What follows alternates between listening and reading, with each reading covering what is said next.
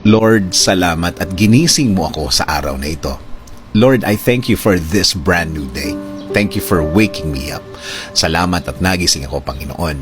Maraming salamat sa napakagandang gising ko na ito. Tatanggapin ko po ito as another form of blessing. Humihingi po ako ng patawad, Lord, dahil minsan hindi ko nakikita ang kagandahan ng umaga at araw. Hindi ko nakikita ang mga bagay na ibinibigay niyo sa akin. Mga bagay na dapat maganda ang effect sa akin.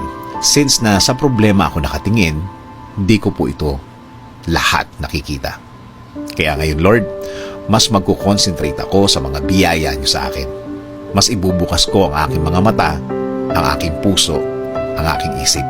Mas hahanapin ko ang kagandahan ng araw at kagandahan ng sitwasyon. Sa ganda ng mga bagay na inilalagay niyo sa aking buhay. In Jesus' name we pray. Amen.